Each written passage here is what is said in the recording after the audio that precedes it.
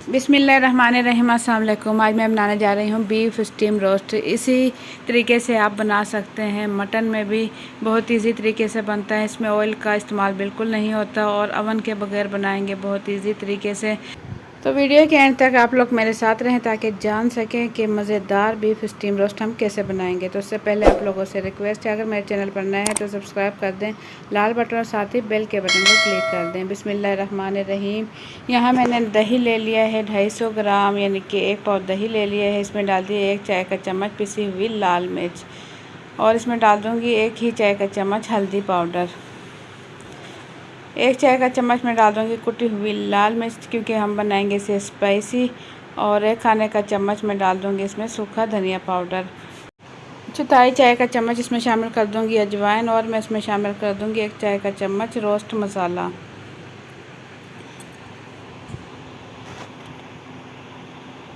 और इसमें डाल दूँगी मैं येलो फूड कलर। चौथाई चाय का चम्मच इसमें मैंने शामिल कर दिया है येलो फूड कलर और मैं इसमें डाल दूँगी नमक। तो नमक मैंने लिया है 1 चाय का चम्मच। अब ये तमाम चीज़ें मैं अच्छे से मिक्स कर लूँगी। दही में तमाम मसाले चम्मच की मदद से इसकी मैं अच्छे से मिक्सिंग कर लूँगी। ये देखें येलो फूड कलर डालने की वजह से इसका कलर कितना ज़बरदस्त आया है। तो यहाँ मेरे पास 1 kg का बीफ का ये पीस है, बग़ैर हड्डी के है। इसमें मैं कट के निशान लगा लूँगी छुरी की मदद से।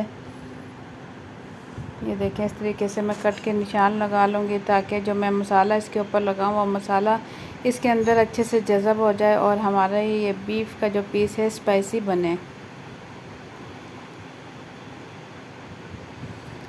तो इसे मैं रख लूँगी एक प्लेट में। जो मसाला मैंने तैयार किया था वो मसाला मैं इसके ऊपर डाल दूँगी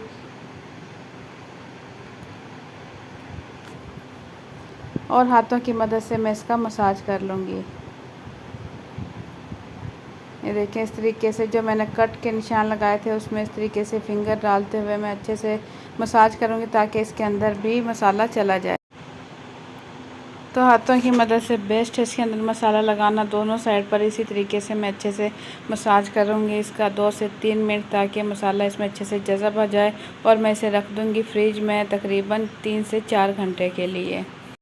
तो यहाँ मैंने ले ली है कढ़ाई और इसमें डाल दिया है तकरीबन 1 लीटर पानी और इसमें डाल दिया मैंने खड़े हुए साबुत मसाले, जिसमें है दालचीनी, ज़ीरा, काली मिर्च, लौंग और बड़ी इलायची। और इसके अंदर मैंने रख दिया है स्टीमर और ढक्कन ढककर मैं इसे गर्म कर लूँगी। अच्छे से उबाल आने तक पकाऊँगी।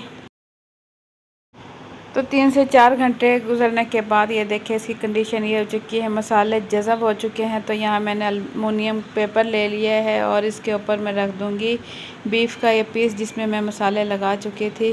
इसके सेंटर में रख दूँगी इस तरीके से और तमाम मसाले जो हैं इसके ऊपर मैं डाल दूँगी।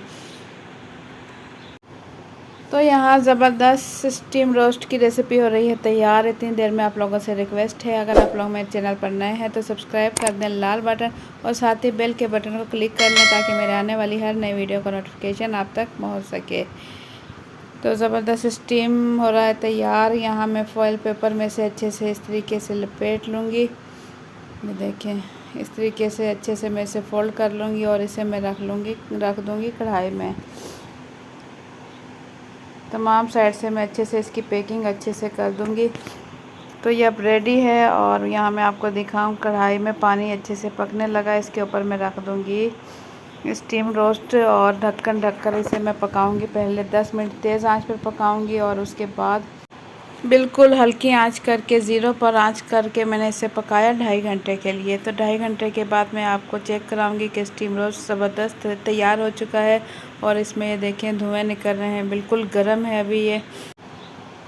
तो आप इसे रायते के साथ खा सकते हैं, नान के साथ खा सकते हैं, बहुत ही मज़ेदार लगता है। इसे मैं निकाल लूँगी ट्रे में और जो इसका पानी बचा है, जो इसकी यखनी है, उसे भी हम ज़ाया नहीं करेंगे। इसमें हम चावल बना सकते हैं, बहुत ही मज़ेदार और जायकेदार चावल बनेंगे।